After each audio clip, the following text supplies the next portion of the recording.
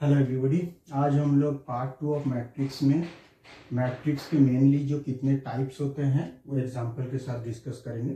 पहले हम देखते हैं कि रियल मैट्रिक्स क्या होता है। रियल मैट्रिक्स मतलब जिसके सारे एलिमेंट रियल होते हैं, जैसे कि ये वाला, इसके सारे एलिमेंट है रियल नंबर। मैट्रिक्स को हम जानते हैं कि ऐसे भी as a element with bracket, यहाँ पे बाहर में ऑर्डर मेंशन करके भी रिप्रेजेंट किया जाता है। तो शॉर्ट हैंड में a i j equal to real, मतलब ही this is a real matrix. अब अगर any of this a i j complex हो जाता है, कॉम्प्लेक्स नंबर, सपोज इसमें मैंने इसमें आई डाल दिया है, 2 + 10i कर दिया है, एक को रियल रखा है, बाकी सब भी कुछ root i is also complex number, ये सब कुछ हर टाइप के complex number with one real number डाल दिया है। सो इसमें कॉम्प्लेक्स नंबर है, so this is a complex matrix. So any a i j equal to complex. So इस एलिमेंट फॉर्मेट में बोले तो ए आई जे कोई भी है कॉम्प्लेक्स होने से हुआ। अब आता है third, what is comparable matrix. दो मैट्रिक्स को कंपैरेबल टू ईच अदर कब बोल सकते हैं हम लोग, जब दोनों के ऑर्डर सेम है। सो ए matrix comparable to B, comparable to matrix B when their order is same, their order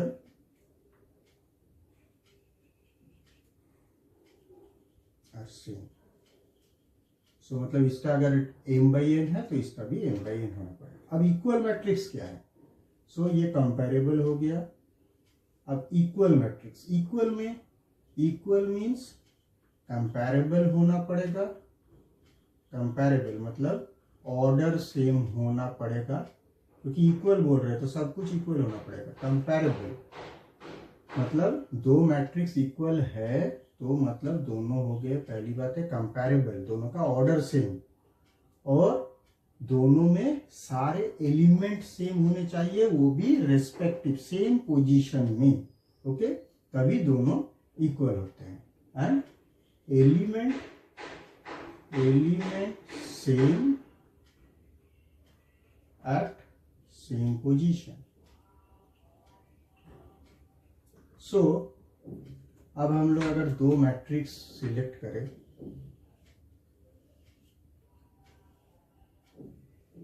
पहली बात है दोनों के ऑर्डर सेम होने पड़ेंगे।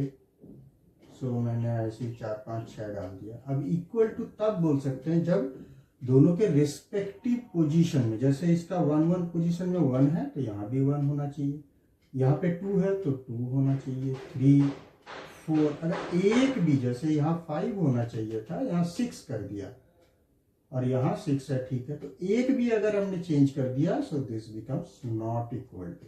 यहाँ भी अगर 6, 5 करते हैं सेम एज इस मैट्रिक्स के जैसे, every element should match at their respective position between these two matrices, then they are called equal matrix. अब देखते हैं हम हॉरिजॉन्टल मैट्रिक्स। हॉरिजॉन्टल में क्या होता है, यहाँ पे m/n होता है, तो वहां पे number of column is more. Number of column चाहे एक ही हो लेकिन ज्यादा होगा। हॉरिजॉन्टल में n greater than m, this is horizontal matrix. For horizontal number of column should be greater than, so that it looks like horizontal. Okay. अब vertical में ठीक उल्टा, वर्टिकल में क्या होगा, m/n में m ग्रेटर देन n, ये भी m/n है। m मतलब row, row is greater than column. Number of row जब भी बड़ा होगा तो ये वर्टिकल लुक आता है। इसीलिए इसको बोला जाता है वर्टिकल मैट्रिक्स। ये है ऐसे। अब अगर इसमें से रो को सारे हटा के सिर्फ एक कर दिया जाए, ये हॉरिजॉन्टल मैट्रिक्स का स्पेसिफिक नेम हो जाएगा रो मैट्रिक्स। ये हॉरिजॉन्टल मैट्रिक्स भी रहा, लेकिन उसमें से स्पेसिफिक एक नेम आता है हॉरिजॉन्टल में से भी, रो मैट्रिक्स। वैसे इसके अगर सारे कॉलम हटा दिए जाए, सिर्फ एक कॉलम रखा जाए, तो इसको कहा जाता है column matrix. Okay, column matrix. So यहाँ पे अब अगर हमको रिप्रेजेंट करना हो एलिमेंट फॉर्मेट में, तो कैसा होगा ये row matrix 1/n। Okay, 1/n होगा क्योंकि एक रो है, और इसका क्या होगा m/1 क्योंकि इसका कॉलम मैट्रिक्स का एक कॉलम होता है। ओके, अब हम देखते हैं स्क्वायर मैट्रिक्स। तो स्क्वायर मैट्रिक्स में जैसे नाम से ही पता चलता है हमें किस टाइप का स्ट्रक्चर होना चाहिए। नॉर्मली हम लोग जो मैट्रिक्स ड्रॉ करते हैं वहाँ क्या रहता है, m/n ऑर्डर रहता है। So m not equal to n in general, so वो रेक्टेंगुलर मैट्रिक्स होता है।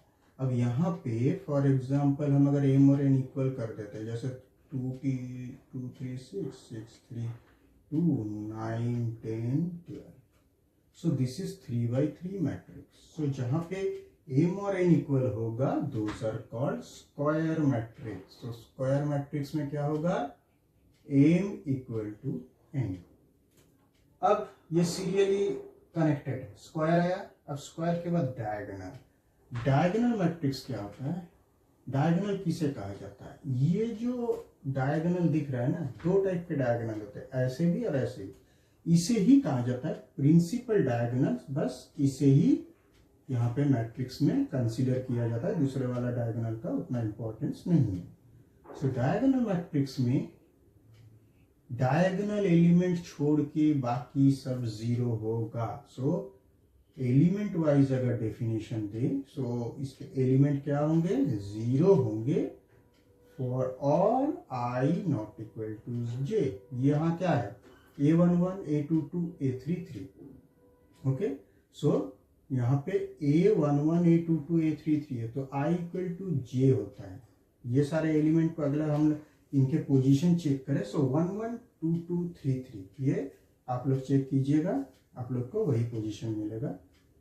सो i equal to j basically होता है for principal diagonal elements. So यहाँ पे नॉट इक्वल टू 0 भी हो सकता है, इक्वल टू 0 भी हो सकता है। सो यहाँ पे कोई कंडीशन नहीं है वैसा strict, but not equal to 0 के लिए, नॉट इक्वल टू j के लिए जब i not equal to j तब 0 होगा, दैट इज कन्फर्म। ओके, इसीलिए ये बना डायगोनल मैट्रिक्स। अब डायगोनल में अब नेक्स्ट पार्ट आता है स्केलर मैट्रिक्स। स्केलर में क्या है, सारे एलिमेंट बन जाएंगे इक्वल। सो स्केलर मैट्रिक्स क्या है, diagonal matrix whose elements are all equal. So ये तो 0 है, ठीक है। अब यहाँ पे सारे एलिमेंट अगर हम इक्वल कर देते हैं, इक्वल टू k, कोई भी एक value, okay, so that is a diagonal matrix ना। डायगोनल हो गया, अब ये स्केलर मैट्रिक्स हो गया। डायगोनल में डायगोनल छोड़ के बाकी सारे 0। अब डायगोनल में से भी डायगोनल एलिमेंट अगर सारे इक्वल हुए तो स्केलर।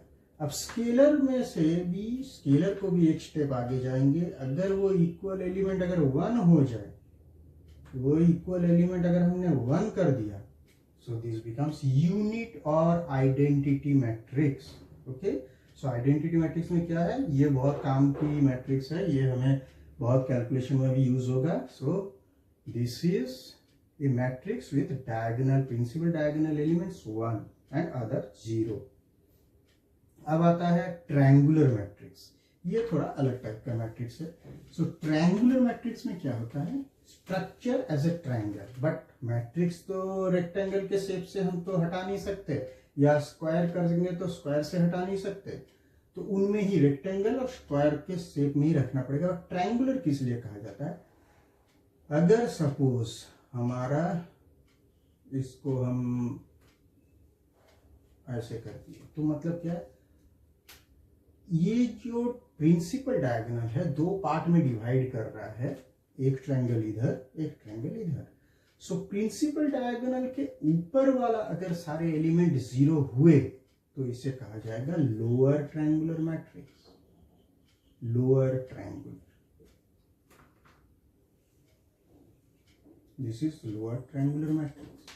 और अगर नीचे वाले ये 3 जीरो हो गए, ऊपर कुछ भी रहा, एक जीरो एक आध जीरो हो भी सकता है, कोई दिक्कत नहीं है, बट लोअर ट्रायंगुलर के लिए जैसे अपर प्रिंसिपल डायगोनल के ऊपर वाले जीरो होना जरूरी है, नीचे एक आध जीरो हुए कोई दिक्कत नहीं है, वैसे ही अपर ट्रायंगुलर के लिए नीचे वाले ये जो 3 है ये जीरो होने पड़ेंगे, ठीक है। सो अगर एलिमेंट वाइज डेफिनेशन क्या है, ए आई से इक्वल टू 0 किसके लिए होता है, चेक कर लेते हैं। ये एलिमेंट है 1 1, ये 1 2 1 3, 2 1 2 2 2 3, तो मतलब जहां i small j, i smaller than j, तो वहां 0 होना पड़ेगा फॉर लोअर। और अपर के लिए i as 0, i greater than 0, this is upper triangular matrix, okay. अब हम लोग देखेंगे स्ट्रिक्टली अपर ट्रायंगुलर मैट्रिक्स और लोअर ट्रायंगुलर मैट्रिक्स। तो यहाँ क्या होता है, अपर ट्रायंगुलर मैट्रिक्स या लोअर ट्रायंगुलर मैट्रिक्स ही रहेगा, बट उसमें क्या हो रहा था, प्रिंसिपल डायगोनल को भी लेके एक ट्रायंगल बनाया जा रहा था। यहाँ पे क्या है, प्रिंसिपल डायगोनल नहीं रहेगा, यहाँ पे प्रिंसिपल डायगोनल को भी 0 मान लिया जाता है। अब जो नीचे वाला ट्रायंगल है ये स्ट्रिक्टली लोअर ट्रायंगुलर है, मतलब इसमें डायगोनल को समझ लो एक दीवार है।